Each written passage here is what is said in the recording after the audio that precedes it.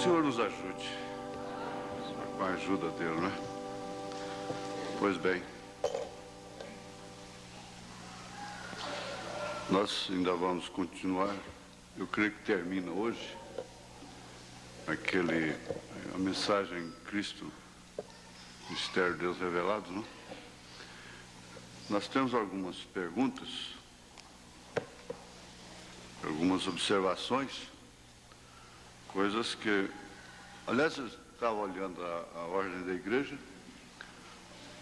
A escola dominical ela é dividida justamente em 2 períodos. A parte da escola e depois vem o sermão. E o que nós temos feito mais ou menos correto, não é? Na verdade, às vezes dividiria a igreja até em classes, mesmo de adultos, né, com professores e tudo. O que não é possível para nós, não é?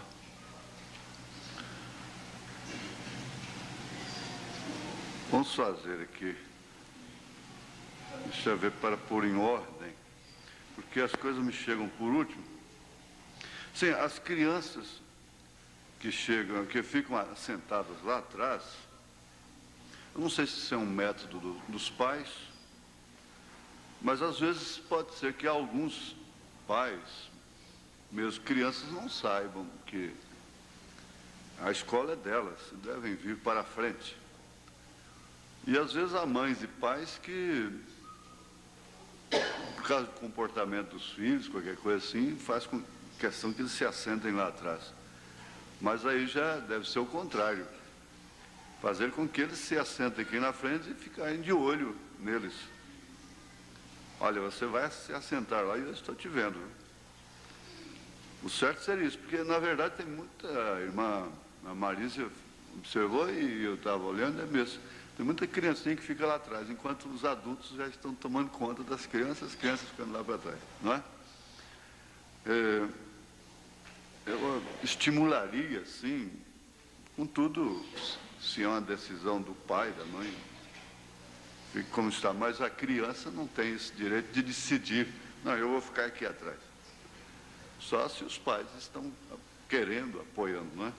Mas a criança não pode decidir, vem para a classe. Ela diz, eu não vou para a escola, eu vou ficar em casa. Você diz, não, você vai. Então os pais podem policiar seus filhos, não é? Devem, aliás. Não é só durante a escolinha, durante todo o culto. Eu estava dizendo para uma menina muito querida aí, não é? Eu disse, a sua sobrinha vai ficar igual a você, não é? Porque é difícil você assistir um culto, chegar, sentar, desde criança. Não é só ela também, não. Algumas... assistir aquele culto sentadinha desde o princípio até o fim. Sai, muda de lugar, sai. Olha, elas vão ficar do mesmo jeitinho de você. Isso brincando, né? Não há um menino que orasse aqui na frente, um menino homem. Menino só pode ser homem, né? Menino homem. Não há um menino que esteja fazendo um culto doméstico em casa? Será que seus pais não estão pondo vocês para orar? É meio custoso. Não houve um menino que orasse? Só as meninas. Só as meninas, é? Vocês brincam de culto? Vocês brincam de revólver? De bandido? De delegado? De cadeia, e briga de culto, faz um púlpitozinho, sobe no caixote de querosene, que não tem mais, sobe na cadeira. E naquelas brincadeiras de culto que a gente tinha, a gente pregava, cantava, e no sério mesmo, tem até o diácono para manter a ordem, né? E o irmão fulano vai orar, e tal, eu admirei isso, não tem um menino que orasse. Agora, o pastor Wagner Marques pregou quarta-feira aqui. Quarta-feira foi que dia do mês? Hoje são 10. Hã? 6? Dia 6. Guarda isso. A fita do dia 6 de novembro de 1991. E se fosse haver um julgamento das mensagens do ano de 91, eu acho que dificilmente vai ter uma que vai superar aquela em todo o seu conteúdo. Para mim foi a maior mensagem do ano. Foi dia 6 de novembro de 1991. Então, moça, antes de você entrar por um caminho, ouça aquela fita. Os pais deveriam, que não vieram, deveriam pegar a fita, sentar-se com a sua família, o gravador no meio, senta aqui. Se pode ter outras coisas, pode ter um gravador. Assenta-te aqui. Todo mundo. E vamos ouvir essa fita. Não, senhor, você come do meu pão. Senta aqui. Vamos ouvir. Cada um. Mulher, filhos e filhas, assentados ali ouvindo. E todas as vezes que você estivesse entrando por um caminho, você deveria ouvir essa fita do pastor Wagner. Mas ele desejou 1000 Luiz Mendes. Naquela noite eu desejei 10.000 Wagner Marques. Ele falou isso, que desejava 1000 Luiz Mendes, antes, na introdução da mensagem. No fim eu pensei assim, e quantas vezes o diabo chegou para mim cara a cara para fazer aquele rapaz parar de pregar. Isso, Satanás, né? Então eu, ali do meio da mensagem para o fim, eu pensei assim, se tivesse 10.000 Wagner Marques nessa hora pregando no mundo, né? Antes de você entrar por qualquer caminho, ouça aquela fita, mesmo você que estava no culto. Pastor Wagner Marques, o título da mensagem é Não Vá por Esse Caminho. Não é, irmão Cresce? Hã? Como é que é o tema?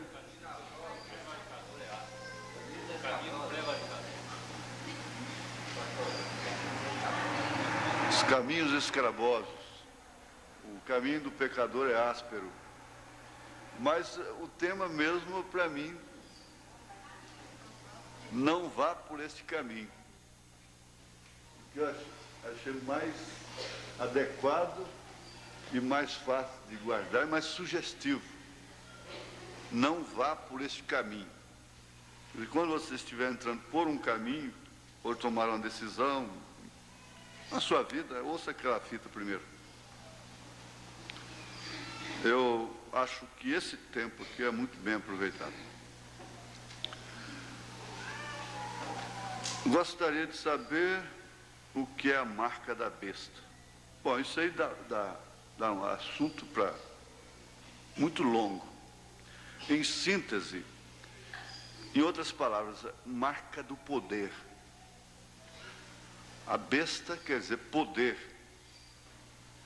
Quando você diz besta, você não está xingando aquele sistema, aquele homem. Não é um termo pejorativo. Pelo contrário, se explicar isso para o mundo acha bom. Quer dizer, é poder, é força, é poder. Essa besta quer dizer força, poder. Então, a marca do poder. Como a Igreja de Jesus tem um fundamento, que é a doutrina dos apóstolos e dos profetas, a marca da besta tem um fundamento, é a doutrina das 3 pessoas distintas. É a doutrina das 3 pessoas distintas. Ela culmina no ecumenismo. E aí, então, quem não fizer parte do ecumenismo vai poder comprar nem vender. Essa bobageira que eles inventam, principalmente pentecostal, é bom para isso. Quando saiu o CPF, eles disseram, isso aqui é o número a marca da besta. O que é mesmo, eles ficam com ela na testa e não sabem. Né? Em nome do Pai, do Filho e do Espírito Santo. Jesus nunca disse, aquele que orar em nome do Pai, do Filho e do Espírito Santo, receberá. Ele disse, aquele que pedir em meu nome. Em meu nome. e que em seu nome fosse pregado o arrependimento. E os apóstolos batizaram em nome do Senhor Jesus Cristo. A pessoa que tem revelação sente até mal, sente mal até. Quando houve um término da oração em nome do Pai, do Filho e do Espírito Santo. Não tem sentido bíblico isso. É a cegueira. Agora, não é tudo, porque aí tem as testemunhas de Jeová, entre aspas, que não creem em Trindade. Tem os unicistas também que não creem em Trindade. Então, não é só isso. Por isso que a mensagem toda, por exemplo, das 7 eras, é uma resposta para isso. A era de Éfeso, todas as 7 eras e os selos, é uma resposta. Mas aí a pessoa assinou o nome, a irmã, fique sabendo que ela parte disso aí, a força, a marca do poder. Porque você então conhece os 4 cavaleiros de Apocalipse 6. Mas ele cavalga, né? Somente é o mesmo cavaleiro. Ele muda de cavalo. O cavalo branco, o cavalo vermelho, o cavalo preto e o baio, que é uma mistura de cores. Porque ele ainda não é a besta. Ele é a besta potencialmente. Ele é a besta potencialmente. Hoje ele ainda é o falso, o anticristo e falso profeta. Quando ele for a besta, é que o diabo encarnará nesse sistema, então ele vai decidir, porque ele está com ouro. É porque sexta-feira eu preguei aqui, casamento, está bem, mas se você tirou a síntese, você entendeu que o noivo tem uma casa para levar, tem um barraco, tem um rancho, tem uma carroceria. Jesus tem uma casa de ouro. Mas aí eu pergunto, onde é que você arrumou esse ouro? E esse ouro que está lá, aqui, na terra, no poder da besta, foi tirado das nações. Foi enfraquecendo as nações. Enfraquecendo povos. Foi roubado, portanto. Foi roubado das nações, principalmente do Brasil. Agora Jesus não. Jesus não roubou de ninguém. Então ele terá poder aqui, principalmente partindo da força do ouro. Porque é o estado menor do mundo, porém o maior em riqueza. O estado da besta.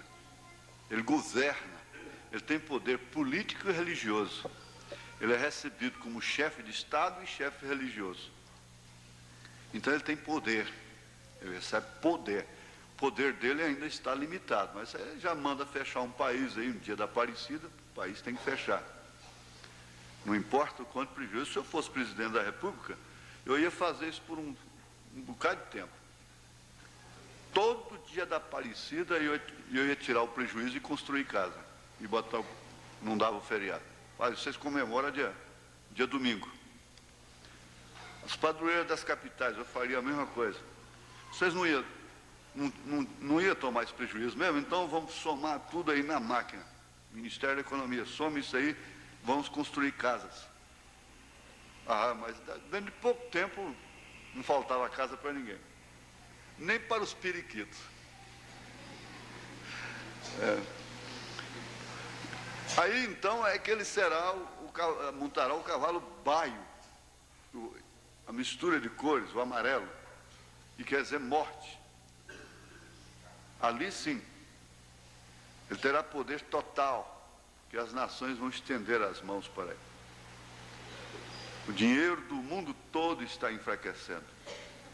Só o ouro resistirá. Então, ele terá poder político, religioso, total. E só vai comprar e vender quem pertencer ao ecumenismo. Adorar a imagem da besta. A imagem da besta é, finalmente, o ecumenismo. O ecumenismo é a união das igrejas. Fale sobre diferença de idade para casamento. Isso aqui é muito perigoso. É muito perigoso, mas, gente, se uma coisa a gente não pode falar aqui, então tem alguma coisa errada, não é? Se você tem um problema e ele não pode ser dito aqui, que você se arrasa, acaba, então você não deve ter aquele problema, não é? Olha, eu sei perfeitamente. É uma coisa lógica, natural. A própria natureza ensina que sempre o homem deve ser mais velho do que a mulher. O homem deve ser mais velho do que a mulher. Isso é uma coisa de senso comum, não é doutrina. Isso é uma maneira de ser da própria natureza. É bom que você pega o costume oriental e você vai ver que era assim. Nunca a mulher era mais nova, mais velha do que o homem sempre mais velho do que a mulher. E analisando, o bom que fosse até 2 setes sobre o homem, acima da mulher. Principalmente se tratando do período, do mundo que não tem a poligamia. Que o homem possa ter mais de uma mulher oficialmente. Entre linhas, os adultos entendem, porque ela chega a uma idade que ela não vai corresponder. E o homem, quando chega aos 40, ele é dotado de um comportamento absurdo. Ele chega até ao absurdo. Então, ora, escola abrange a nossa vida aqui, a felicidade no futuro, porque no presente a pessoa não quer encarar isso. E ele está disposto, porque ele está olhando a fragrância do momento. Porque dentro dessa faixa de 20, da segunda década da mulher, da terceira década, até certo ponto, a sua fragrância é a mesma. Então, não faz diferença. Mas quando ela ultrapassa uma certa idade, 5 anos, 2 anos, faz uma diferença tremenda. Isso é como o nascer do sol. Quer dizer, você já vai casar com... vamos supor, você é o sol que está ao meio-dia. Casar-se com a moça que está às 3 horas da tarde. Não é? Então, o homem é o sol, a mulher é a terra. Tem que ser assim. Ela está sempre dependendo do sol. E mesmo do outro lado, ele aquece a terra. Você não vai pensar que se o sol escurecer, apagar à meia-noite, à meia-noite aqui no Brasil, aí que você vai ver o que é trevas. Ainda existem clarões, reflexos, através dos astros, da própria Lua, que é um satélite da Terra, e que não tem luz própria. O Sol é que reflete nela, e ela então reflete na Terra. Agora, respeitando sentimentos, toda regra tem exceção. Só uma coisa, é que o homem, o rapaz, na hora, ele está aceitando tudo, viu? Agora vamos ver depois. Vamos ver depois, a hora que chegar as circunstâncias biológicas da mulher, das quais ela não pode fugir. Então você pode fazê-la infeliz. Fazê-la infeliz. Porque esse caso dentro da segunda década, com diferença, ela sendo mais velha 2 anos, 3 anos, e coisa e tal, pelo menos ainda, não é? Dependendo de sua conservação, vocês entendem, entre linhas vocês entendem. O certo seria isto. Agora, eu não posso ir além disso. Eu respeito qualquer um. Se Se um rapaz aí de 20 anos, eu sei que isso é um absurdo, não é? Um rapaz de 20 anos casar com uma mulher de 60 anos. O senhor faria o casamento dela? Eu sei que isso é uma aberração, deve até dinheiro, qualquer coisa, não é? Seria uma coisa esquisita, isso é uma vergonha, não é? Mas, fora desses absurdos, desses extremos, eu faço o casamento com diferença de idade, tanto para um lado como para o outro. Eu não, isso é problema seu. Agora, eu só diria para o homem: bom, meu filho, você hoje não está. E eu falo com experiência. Tem 30 anos que eu estou pregando o Evangelho. Mais de 30 anos que eu prego. No pastorado já passou de 20 e tantos anos. E eu tenho vivido experiência. Eu vi moço, rapazinho com 18 anos, esperando a idade chegar, para poder, chorando na mesa, lágrima pingando assim, para casar com moça mais velha. E teve que esperar a idade. Não queria nem esperar completar a idade, porque ainda está fedendo ovo. Moça tão boa, tão amável, tão dócil, coitada. Assim, não foi muito tempo. Ela já não foi suficiente para ele mais. Mas não é só esse caso, muitos casos. Se com essa outra vantagem, com esse bom senso, a coisa já não está indo nem na metade do caminho, já pensou do outro lado? Agora, o que é impossível para os homens é possível para Deus, né? Isso é uma questão de fé, uma revelação. Então, que todo mundo respeite, ninguém tem nada com isso, simplesmente olha. É a resposta que eu tenho sobre o assunto. Pastor, eu gosto de passar limpo aqui, mas recebi agora. E não dá tempo, assim, para a gente dar uma resposta mais precisa.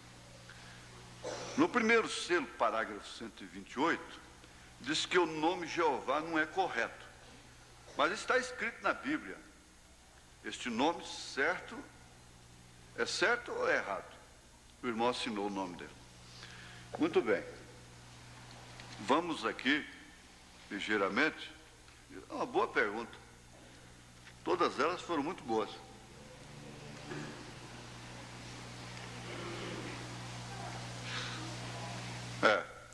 O rádio, quer dizer, está havendo um alerta pelo rádio para que as mulheres de cabelos longos tenham cuidado com os ladrões de cabelo. Estão agindo em Goiânia. Estão matando por causa de tênis, né? Por causa de tênis. E agora cabelo criou um valor tremendo. Um cabelo bonito aí, longo, está custando uma nota.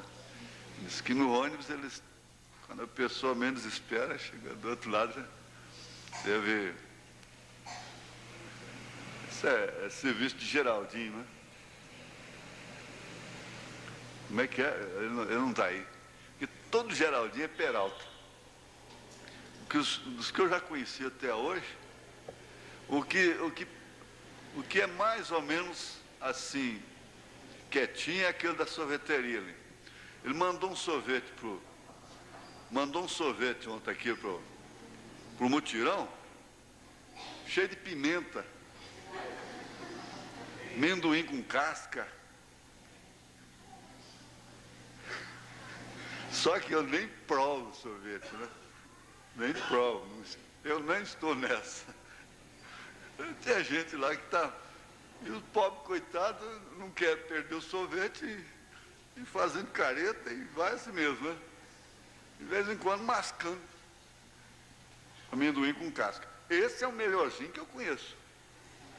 Esse é o melhor deles, né? Só que uma vez eu fui lá, tinha uma barata no sorvete. Essa hora ele passa mal, ele não gosta, não. Mas foi o irmão Sebastião Veras que pôs. Eu sei que o homem está dentro do ônibus assim, ó. E todo mundo dá licença e coisa e tal. Por que o senhor não encolhe esse braço? O senhor não está vendo que eu estou carregando uma melancia? Olhou, o ladrão já tinha levado muito tempo, ele percebeu. O ladrão faz assim, você não percebe. Então, tome cuidado com o seu cabelo. E andar sozinho em certos lugares, e certas horas da noite, né? Tome cuidado. Aliás, não é só por causa de cabelo, não. A coisa está custosa, não? Principalmente no Brasil. Eu estava vendo no avião três personagens viajando no mesmo avião. Não é lugar de piada, mas é história, não é? Piada para nós aqui é aquilo que tem coisa suja no meio. E tem a anedota, tem a historinha, aquela coisa. Agora, comumente chamam de piadas aquilo que faz rir. Mas eu gostei daquilo que eles distraem no avião. O francês botou o braço para fora e disse: estou sentindo a atmosfera de cultura. Nós estamos sobrevoando a França. Aí o americano botou o braço para fora e depois falou: nós estamos sobre os Estados Unidos. Por quê? Porque eu estou sentindo tecnologia. Daí a pouco o brasileiro botou o braço para fora: nós já estamos sobre o Brasil. Por quê? É porque meu relógio foi embora. Levaram meu relógio. Então, essas brincadeiras divertem. Você sabe você andar aí com certo relógio, conforme o valor? Não é, irmão, isso? A coisa é marca, dá lembrança. Os professores sempre procuram fazer uma coisa que marca, que dá lembrança, né? Então, você lembra da melancia? Você ficou lá com o braço aberto. Mas brincadeira, não é? Isso é serviço do outro Geraldinho, não é do Geraldinho da Pimenta, não.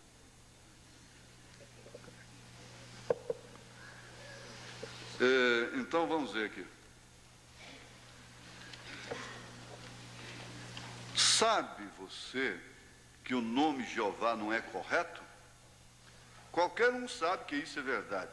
Você, doutor Vale, nós não temos o doutor Zé Berto aqui hoje? Não. Doutor Vale, sabe disso. Os tradutores não puderam traduzi-lo. Se soletra JVHU. Isso não é Jeová, nem sequer se aproxima, porquanto não sabiam a tradução, então puseram Jeová. Porém, esse não é seu nome. Cada vez que há uma vitória ou que algo significativo sucede, um nome é mudado. Veja como foi nos dias de Hebrão. Então, ele está fazendo referência a isso. Agora, irmão, eu tenho aqui, eu não tive tempo em passaria, mas o irmão Branham está certo mesmo, absolutamente correto, quando ele diz isso. Porque o nome é tão sublime, o nome de Deus, que eles até precisavam, é uma pena especial que o escriba tinha. Você vai escrevendo assim, com uma caneta, uma pena, vai escrevendo, um tratado.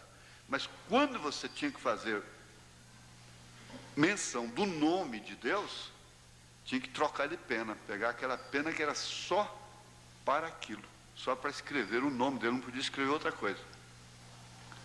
De maneira tão sagrada que eles... Entende?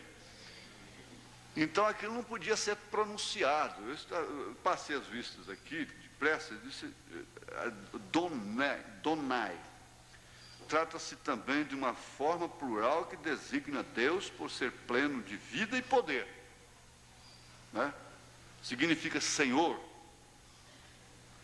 ou em sua forma intensiva, Senhor de senhores, e Senhor de toda a terra, apontando Deus como governante, a quem tudo está sujeito, e com quem o homem está relacionado como servo, e aí das referências bíblicas.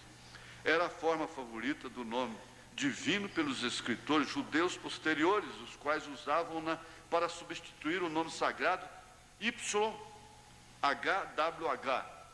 que não tem pronúncia, não tem jeito de pronunciar. Aqui, falando mais de Jeová, não dá para observar tudo, mas disse, o termo hebraico, eu não dou conta de pronunciar, Yahweh, em nossa versão portuguesa, porque o nome Jeová é aqui no português, na nossa língua, né? E em nossa versão portuguesa, usualmente traduzida como Senhor, não é? Algumas versões transliteraram por Jeová. Então, quando você fala Jeová, você está falando Senhor, se referindo a Deus.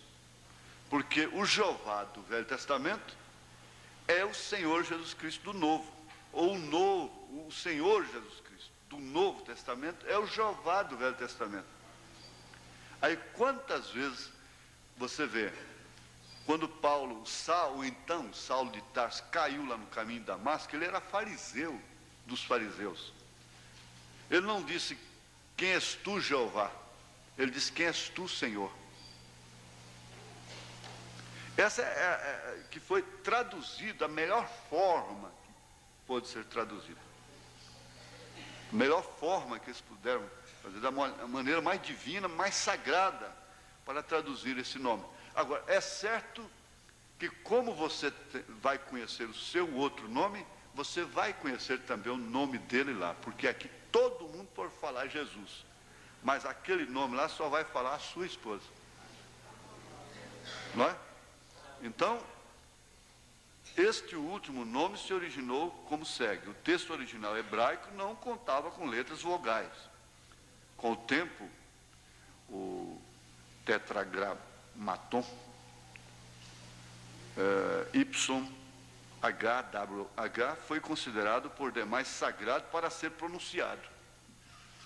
Daí por diante, Donai, meu Senhor, passou a substituí-lo na leitura, e as vogais desse nome foram combinadas com as consoantes YHWH, formando um nome que em português tem sido transliterado por Jeová. Uma forma que comprovadamente começou a aparecer no início do século XII, depois de Cristo. E aí ele continua explicando sobre o assunto. O irmão Branham está certinho em dizer isto. É que ele fala em síntese, né? Ele fala assim, não está correto, quer dizer, não é exatamente isto. Foi uma forma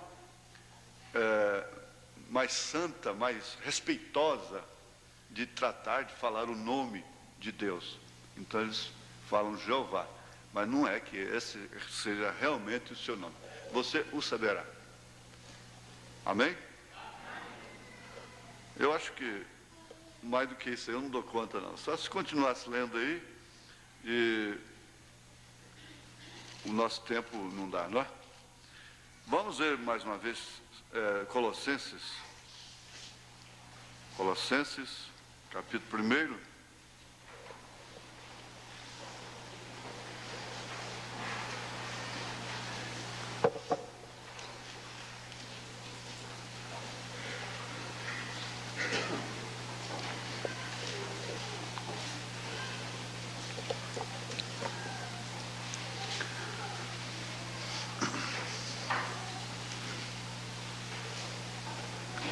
Regozijo-me agora no que padeço, verso 24, por vós e na minha carne cumpro o resto das aflições de Cristo, pelo seu corpo, que é a igreja, da qual eu estou feito ministro, segundo a dispensação de Deus, que me foi concedida para convosco, para cumprir a palavra de Deus, o mistério que esteve oculto desde todos os séculos, em todas as gerações, e que agora foi manifesto aos seus santos, aos quais Deus quis fazer conhecer quais são são as riquezas da glória deste mistério entre os gentios, que é Cristo em vós, a esperança da glória, a quem anunciamos, ademoestando a todo homem, ensinando a todo homem que em toda sabedoria, o homem em sabedoria, para que apresentemos todo homem perfeito em Jesus Cristo. E para isto também trabalho, combatendo segundo a sua eficácia, que obra em mim poderosamente. Senhor, mais uma vez, nós voltamos a agradecer-te, porque ainda podemos nos colocar de pé diante da tua palavra e pedir perdão dos nossos pecados. e dizermos para Ti que estamos realmente sentidos com muitas coisas que nós praticamos e que realmente não combinam com o nosso pensamento, com a nossa maneira de crer. Porque, na verdade, nós cremos em tudo que é verdadeiro, em tudo que é honesto, em tudo que é puro. Nós cremos dessa forma. Nós cremos numa família completa. Nós cremos no respeito mútuo, na honestidade, no pudor, na sinceridade. Então, Senhor, talvez nós estejamos vivendo uma coisa que não cremos. Isso nos faz afligir muito a alma. Mas, por outro lado, isso nos distingue dos demais, porque os demais não estão incomodados com isto. Em nome de Jesus Cristo, ó Deus, ajuda a cada um ser beneficiado com Tua palavra, mas nesta manhã, mas neste dia, Senhor. Em nome de Jesus Cristo. Amém. Amém. Assentai-vos.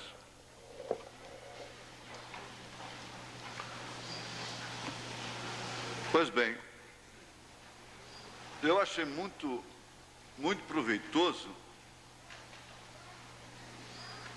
a maneira muito proveitosa, né? A maneira que nós estamos discorrendo, estudando essa mensagem, Cristo é o mistério de Deus revelado.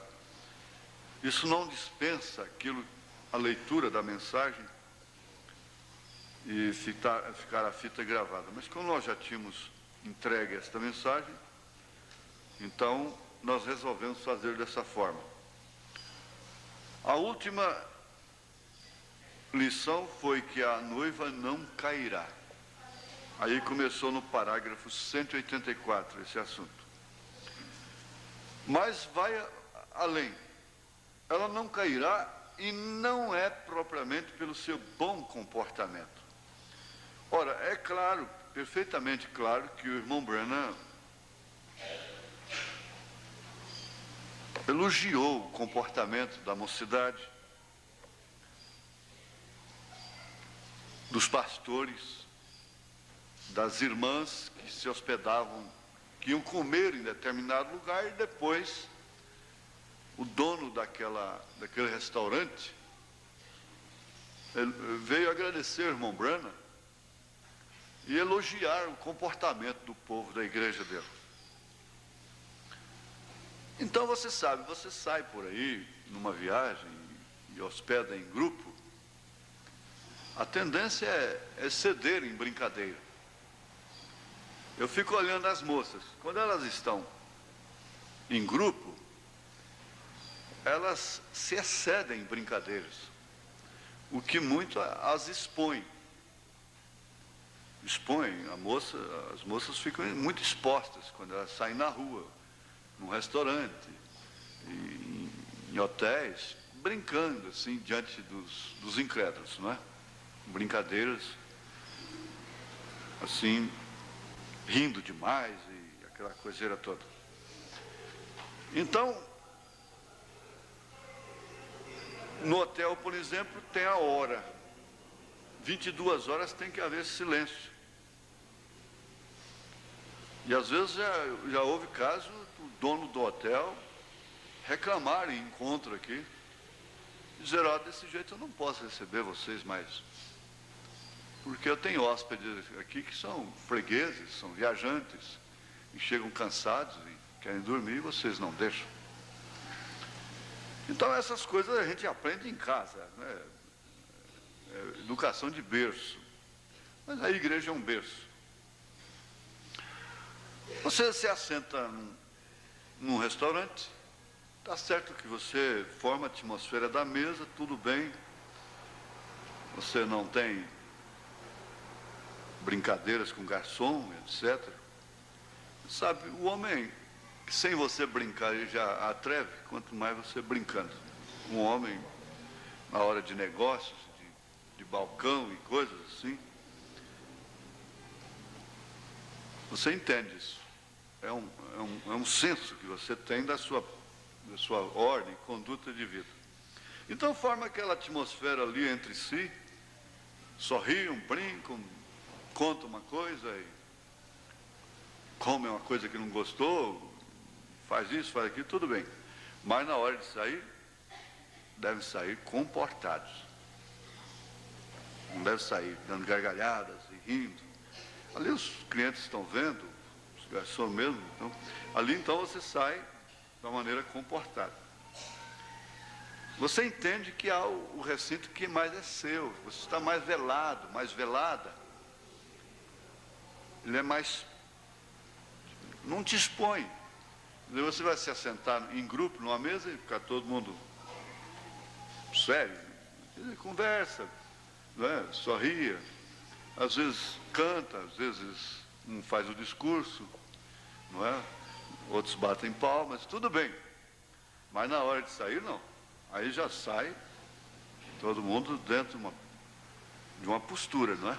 Porque senão você deixa uma impressão não boa ali. Dependendo das brincadeiras, tudo é natural na mesa, não é? Para eles, na mesa. Mas na saída não, aí já encara como esses jovens jogados aí do mundo. Então, vai fazendo essa diferença. O bom comportamento. Bom comportamento, ele é elogiado e ele deixa a pessoa mais descansada. Você sabe que a gente às vezes falou muito e eu volto insatisfeito para casa, batido. Às vezes perco o sono porque tanto cuidado que eu tive, tanto tempo, minha língua, agora danei a conversar demais.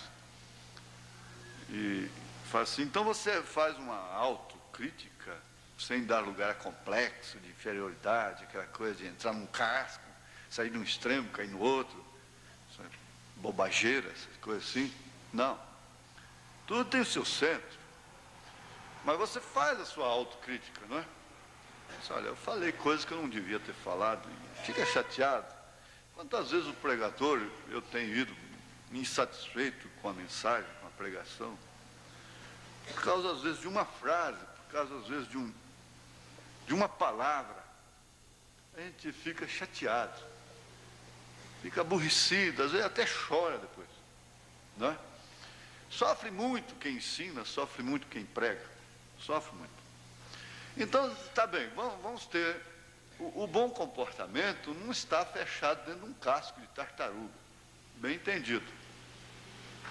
A pessoa introvertida, que se fecha dentro de si mesma, ela contrai doenças nervosas, gastrites e coisas assim, envelhece antes do tempo e se desgasta muito e não prospera muito na fé.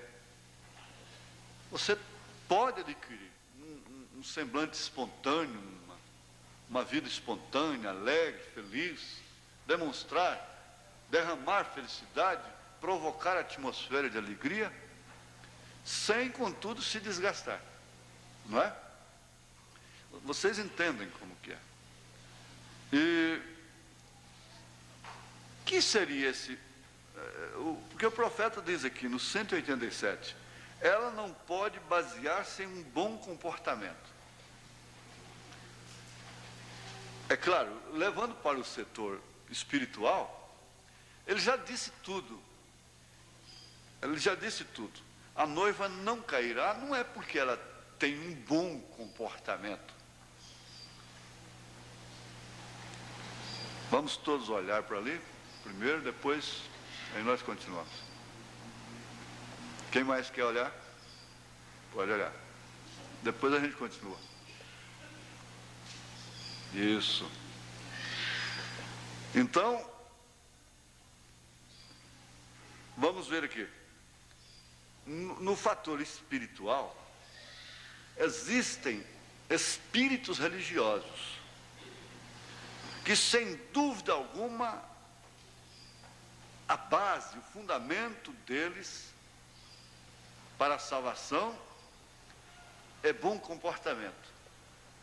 É vestir-se bem, bem assim, no sentido de pudor, não é?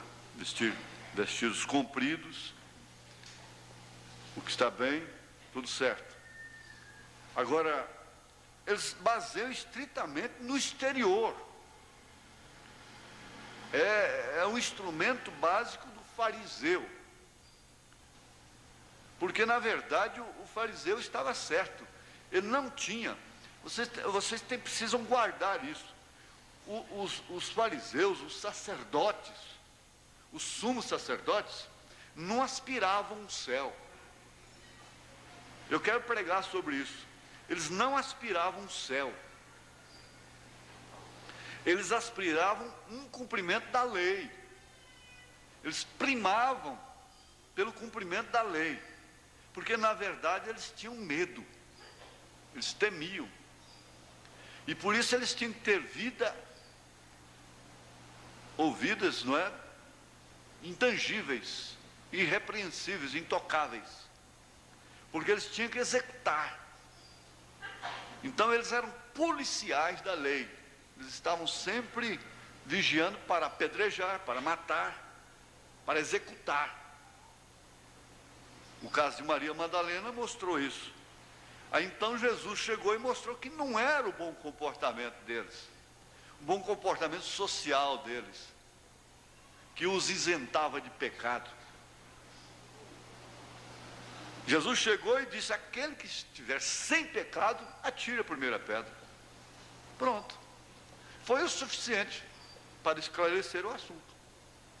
E você tem a base. Porque o profeta disse: ela não pode basear-se em bom comportamento. Ter bom comportamento, tudo bem, correto, está certo. Mas ela não baseia a sua salvação, o seu rapto, em bom comportamento. Porque o mau comportamento quem tinha era Maria Madalena. O mau comportamento social quem tinha era o ladrão crucificado. O mau comportamento era da samaritana. E o bom comportamento social era deles. Mas foi justamente por isso que eles rejeitaram. Mas a função deles era essa. Eles não estavam procurando uma cidade como Abraão estava. E por isso eles nunca foram filhos de Abraão. Porque os filhos de Abraão estão sempre aspirando àquela cidade que Abraão desejou. Entendeu? Então fica fixado isso aí. Esse é o parágrafo 187, mas vamos até o 189. Vamos ler o 187 e depois... Como ele fez, o que aconteceu na prefiguração agora? Ele abriu o lado de Adão e tomou parte de sua carne, a qual era Adão, para fazer Eva. A noiva tem de ser a palavra, pois ele é a palavra. Ela não pode basear-se em credos. Ela não pode basear-se em denominação. Ela não pode basear-se em bom comportamento. Ela tem de se basear só na palavra. Só na palavra.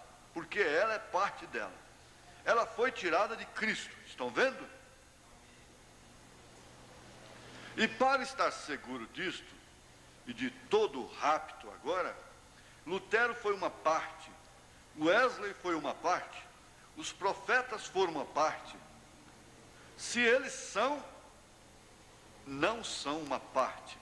Bem, na revelação que eles estavam formando, o corpo, pés, dedos, braços e assim por diante até a cabeça, na qual chegaremos dentro de alguns minutos.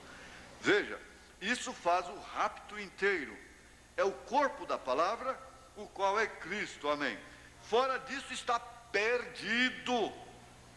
Eu não me importo quão bom você seja, ou qual seja o seu parentesco, ou qual seja o seu companheirismo, ou qual seja a sua organização, você está perdido, exceto que esta palavra esteja em você. Agora, esta palavra está em nós exclusivamente pela fé que temos nela. Você crê em toda ela, nela toda, na palavra. Se você não pode ser o que você deveria ser, mas você crê que você deveria ser aquilo que ela diz. Você crê em tudo que é verdadeiro, em tudo que é honesto, em tudo que é puro. Você crê no casamento de acordo com a palavra. Você crê na família de acordo com a palavra. Você crê que deve amar o próximo como a si mesmo, e que você não deve maldizer de ninguém.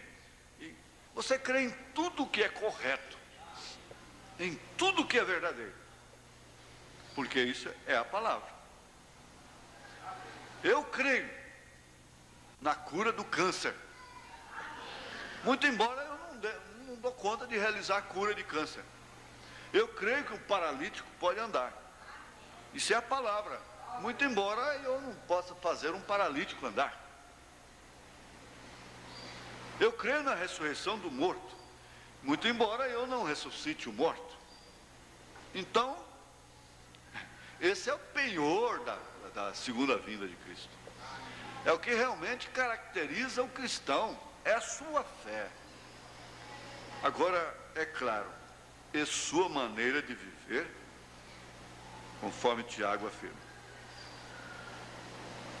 Nós não vamos ficar só neste aqui, porque senão a gente não termina. Mas a gente vai ligando um fato com o outro. Vamos ver José lá no Egito, parágrafo 194. Eu não estou fazendo uma conjunção de mensagem. Eu estou procurando terminar o comentário da mensagem Cristo, Mistério de Deus Revelado. Não sei se o assunto de José aqui vai casar com este. Ele se expressou em José, nasceu no meio da denominação, seus irmãos, eles o odiavam sem causa, porque ele era espiritual, ele tinha visões, Deus estava com ele, ele podia interpretar sonhos, e seus irmãos o odiavam. Ele foi vendido pelos seus irmãos por quase 30 peças de prata. Bem, exatamente como ele foi vendido por Judas Iscariotes, um de seus irmãos, por 30 peças de prata. Ele foi jogado numa vala e julgava-se estar morto. Isso é correto. Foi dito ao pai e a eles que ele estava morto. Aquele que foi lançado nesta vala, levantado, e foi à destra de Faraó. No calabouço, como ele sofreu ali. E ali havia 2 salvos, o copeiro e o padeiro. Um deles se perdeu e um foi salvo, melhor dizendo. E o copeiro, um deles se perdeu e o outro se salvou. Exatamente como na cruz, quando ele estava em sua casa de prisão, impugnado na cruz pelos nossos pecados, quando ele se tornou um prisioneiro, um ladrão, se perdeu e um se salvou. Veja precisamente. Então ele se tornou a mão direita de Faraó, o rei com o qual ele sonhou, que teve a visão que ele se assentaria aos pés do rei, e toda a autoridade no Egito lhe foi dada. Sua visão tinha de acontecer. Ele pode ter estudado isto muitas vezes, enquanto estava nessa prisão ali embaixo. Ele estava ficando barbudo e assim por diante, porém ele a estudava. Algum dia sua visão tinha de acontecer. Ainda que demore, tem de acontecer. Como eu falei na última noite, ou na noite anterior, quarta-feira à noite aqui no culto. Veja, tem que acontecer, ou tem de acontecer. Quando Deus assim diz, tem de acontecer. Isto é um profeta vindicado e tem de acontecer, porque isto é a palavra de Deus. E a palavra vem somente ao profeta, A palavra profeta significa um revelador da palavra divina escrita, da mesma maneira como faz um que prediz. Vejam o vidente. Notem, e o vidente, como aquele que você sabe que está dizendo o futuro, ele é divinamente vindicado ao prever e acontece. Se houver um que for profeta, falará a vocês e lhes dirá certas coisas que acontecerão. E se não acontecer, não o ouçam. Porém, se acontecer, então eu estou com ele. Seria melhor vocês temerem-no, porque eu estou com ele. Vejam vocês, é exato, ali está a vindicação. Ali é onde você sabe se é a verdade ou se não é. Agora nós estamos vivendo, irmãos, vem a mensagem. Nós estamos vivendo um período de contradição. A sua vida é uma contradição com aquilo que você crê.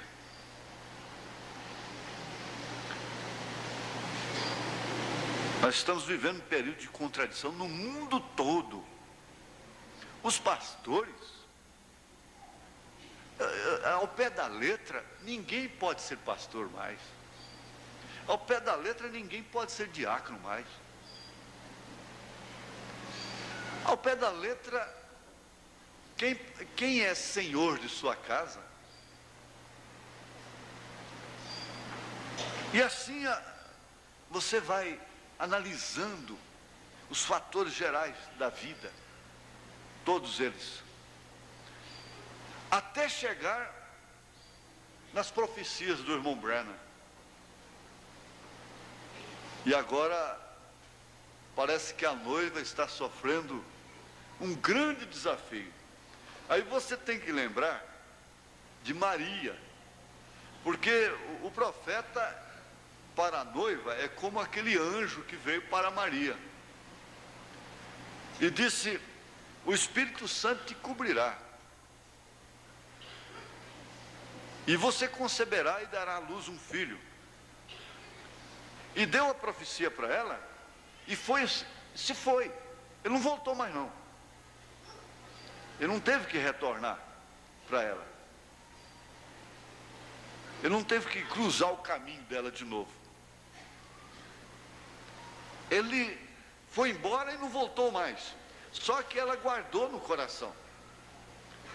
Agora, um fato a mensagem dele para ela tem uma ênfase muito grande para a lógica, para o raciocínio, para a razão. Ele se assentará no trono de Davi. Ora, isso está relacionado com o reino dele na terra. E ninguém mais esperava, porque ninguém mais podia esperar uma coisa de Deus como judeu, senão um que viesse realmente restaurar o reino de Davi, se assentar no trono de Davi. Então a mensagem, qual é a coisa mais agradável, mais oportuna, mais doce nesta hora para quem é filho de Deus, para quem é eleito? É a mensagem do rapto, é o arrebatamento. Se tem dia que a gente falta chamar a morte, dizer assim: vem, doce morte. Tem dia que a gente fica com inveja. Algum tempo você ficar com medo de ver uma pessoa dentro de um caixão, mas chega o tempo que você fica com inveja de quem está dentro do caixão. Chega esse tempo, você pensa que não, mas chega. Agora, essa mensagem do arrebatamento é a coisa que mais nós estamos precisando, é a coisa que vem mais de encontro com a nossa necessidade, porque sabemos que para o mundo não há solução. Estar com Cristo é muito melhor. Assim também era a mensagem do anjo para Maria. Você precisa guardar isso, hein? Precisa guardar isso, porque isso vai te servir uma hora. ele será forte, se assentará no trono de Davi. Eu tenho falado várias vezes sobre isso, mas cabe aqui agora perfeitamente. E ela não viu aquilo. Foi uma contradição, porque ele nunca foi forte aqui. Como homem, como Deus encarnado, ele só foi fraco.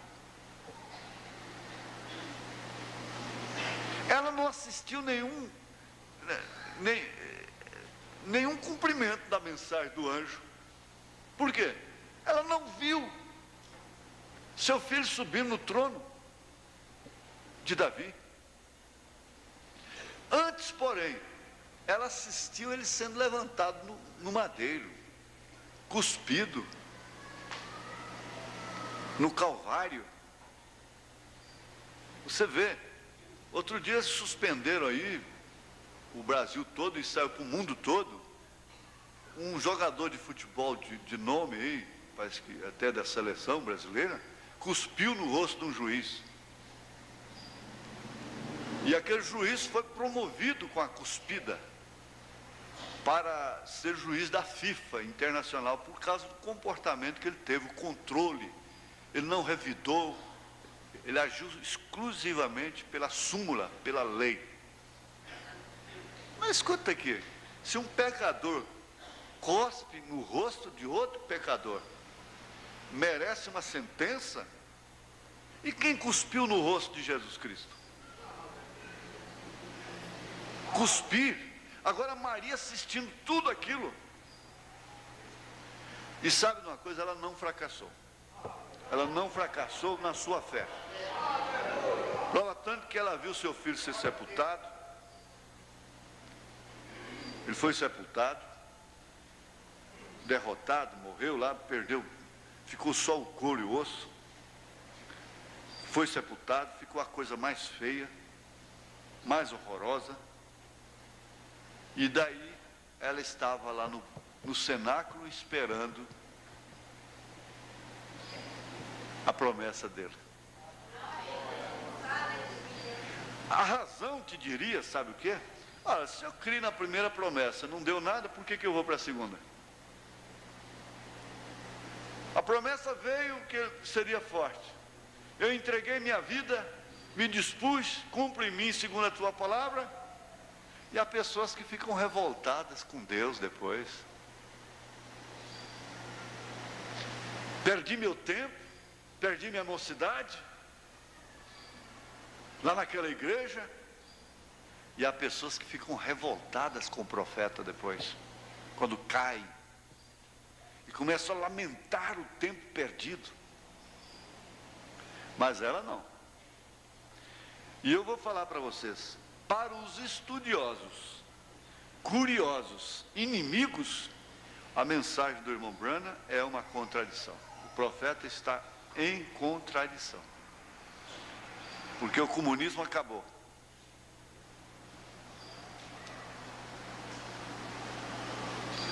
O comunismo acabou. O comunismo está pedindo esmola ao mundo. O muro de Berlim caiu. Moscou está na situação que está. A União Soviética, tudo virando democracia. Mas está caindo em contradição. Então adverte-se aqueles que têm a promessa. Porque o profeta diz, se esse homem diz alguma coisa e aquilo não acontece, então não fique com ele. Não fique com ele.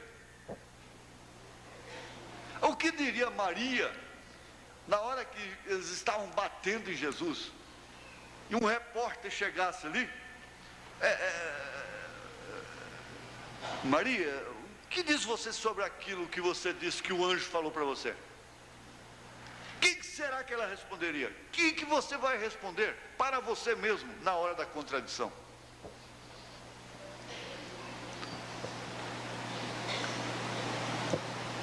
Nós estamos vivendo uma contradição. O profeta disse, eu creio junto à inspiração divina, que por volta de 1977, então tudo estará terminado. Você sabe o que muitos fazem? Dizem, não, já aconteceu. Nós já estamos no milênio e fulano é Elias, é Moisés, é o Senhor. Não, nós dizemos, não aconteceu não. Não aconteceu não. Aí alguém vai lá e diz, bom, o irmão Branham errou aqui num cálculo de matemática, isso é possível. Errou por 10 anos, ele somou errado aí, os cálculos que ele fez. Então é 89 já passou. É o 87, então 87 já passou. Mas afinal de contas, não faz diferença para o eleito se ele tiver que ficar mais 10 anos aqui, mais 20. Porque em outras ocasiões ele disse, ele pode vir daqui 100 anos, ele pode vir daqui 30 anos, ele pode vir daqui 50 anos. Agora os sinais estão dizendo que Deus já está sendo tolerante com essa humanidade. Ela já está pior do que os sodomitas.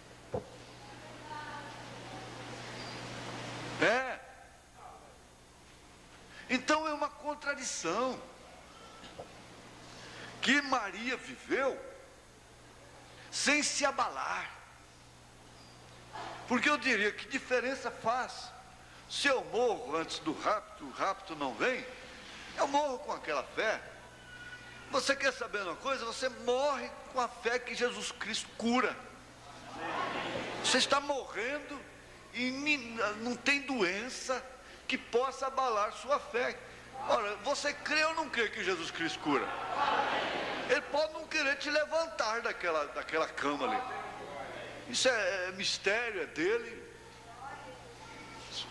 Se tu queres, bem podes. Se tu queres, passa de mim esse cálice, mas todavia não se faça a minha, mas sim a tua vontade. Mas não tem ninguém que possa te levar àquela situação.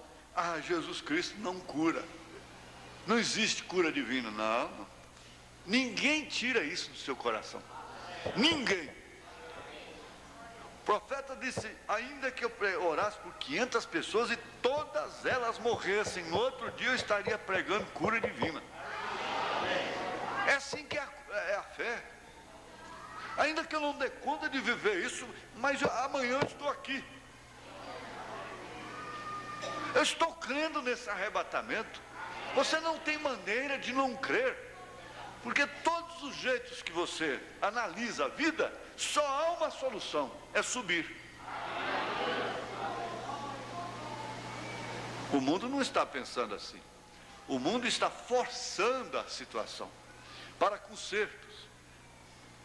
O mundo quer mudar sistemas de governo, mudando leis, constituições e coisas assim.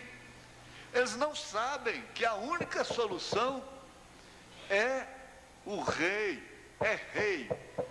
não é presidente mais, não é um congresso,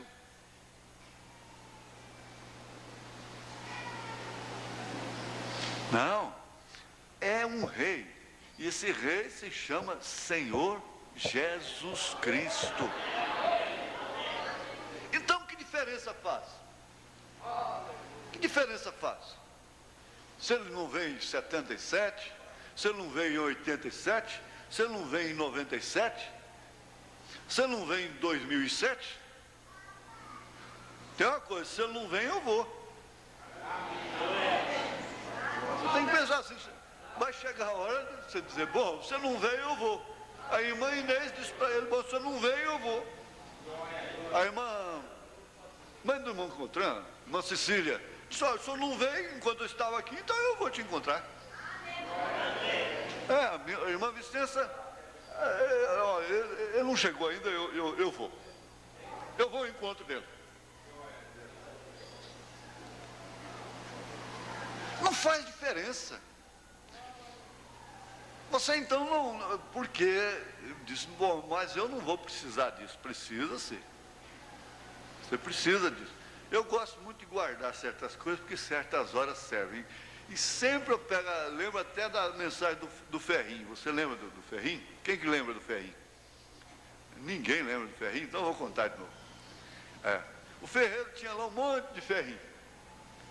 E tinha um ferrinho no meio dele lá que ele tinha uma vontade de ser usado, precisa ver, igual muitas pessoas querem ser usadas no ministério, né? Mas eu disse, tá bem, se a pessoa tem vontade de aperfeiçoar, usar o seu dom, tudo bem. Mas quando não tem dom, não tem responsabilidade com aquilo, não. E o ferrinho está lá, misturado com os outros. O ferreiro ia, pegava nele, olhava e falava, agora é minha vez. Jogava para lá. Ficou muito tempo lá. Ele mexia, de vez em quando pegava nele. Ele sofreu um avivamento pentecostal. Falava, agora eu vou. Mas não adianta, não vai, não chegou a hora dele. Na hora certa você vai. Passa tempo, passa anos, ele já está enferrujado. Não caso mesmo mais não. Não vou mais não. Está lá enferrujado, tristinho. Lá vem o ferreiro. Passa a mão para lá, joga para cá, joga para lá, joga para cá. Pegou nele. Ele diz, agora dessa vez eu vou. Jogou para lá de novo. Mais uma vez, como diz o reverendo Tipo, outra vez, jogou para lá. Mas um certo dia encostou um caminhão lá e estava faltando um parafuso na chapa da longarina, lá não sei como é que é. Aí ele falou para ele, escuta, você faz um parafuso para mim, que cabe aqui. Ele foi lá, examinou. E está examinando os ferrinhos. Pegou o ferrinho, jogou o ferrinho para lá, todo mundo pegou outros, por fim pegou o ferrinho. É esse aqui. Aí ele ficou alegrinho, né? Falou em língua estranha, e coitado, ficou satisfeito. Meu irmão, ele falou, agora sim, agora ele veio. Ele me tomou, agora eu vou ser usado. Mas aí ele não sabia do negócio. Ele levou ele, botou ele lá num carvão. Senhor, num carvão lá, e estava morninho, quentinho. Ele falou, mas que coisa boa, mas aqui está bom mesmo. Ali que ele falou língua, ali que ele. Mas está bom, lá estava frio, não é? Mas aqui está bom, mas acontece que a coisa foi esquentando. E ele foi tocando fole, e o carvão foi virando brasa, e daqui a pouco ele disse, meu senhor, o que foi? E está aqui gritando, eu não sabia que era assim, e não está aguentando, virou brasa. O ferrinho virou brasa, ficou aquele pedaço de coisa vermelha, pura brasa. Aí, até que o homem veio lá com a pinça e um negócio lá e pegou aquilo. Graças a Deus. Agora passou. Passou? Foi para a bigorna. Marreta nele. E ele, eu não quero ser usado mais não. Agora não tem jeito mais. Agora você tem que ser usado mesmo. Você não queria? Você não quer ir para o céu? Você não quer viajar? Você não quer ir embora? Agora não tem jeito não, meu filho. Voltar para trás não tem jeito. O jeito que tem é você ir. É com fogo, é com pancada, seja o que for. Tem que ir mesmo. Aleluia. Glória a Deus. Meteu a marreta. Depois foi lá, enfiou na água, batizou ele. Aí ele ficou alegre, ferveu, policial borboleta. Tudo bem. Agora estou descansado. Agora estou aqui, né? Está tudo bem agora, estou descansado, graças a Deus. Terminou? Vem cá. Põe na morsa lá e apertou. Apertou. Eu disse, mas meu Deus, eu pensei que tinha acabado. Você não quer ir? Mas o que vai acontecer agora? Lá, mete a ferramenta lá, uma ferramenta, como é que chama aquilo que faz rosca? Atarraxa. Mas começou a arrancar lasca. E ele tá que grita, tirando coisas dele, tirando pedaços dele.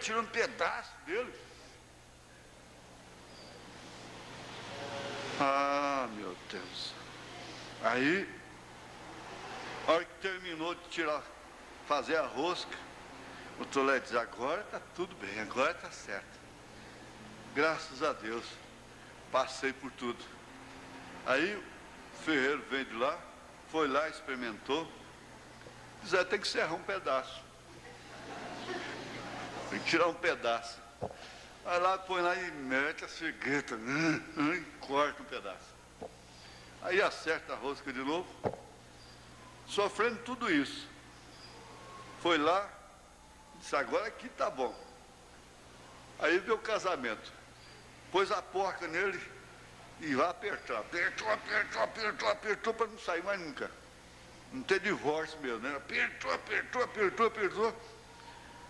Isso pintou, aí saiu viajando, né? Aí foi embora. Foi embora. Aí você vai embora. Você quer ser usado? Aleluia. Mas a contradição é isso. A contradição, diz o próprio irmão Branham, Deus permite isso para ver o que há em seu coração. Mesmo nos Salmos está escrito isso. Na Bíblia está escrito. Lá em Crônicas está escrito. Que Deus permitiu aquele rei passar por aquilo para ver o que havia no seu coração. Vamos ficar de pé. Pastor Elias termina.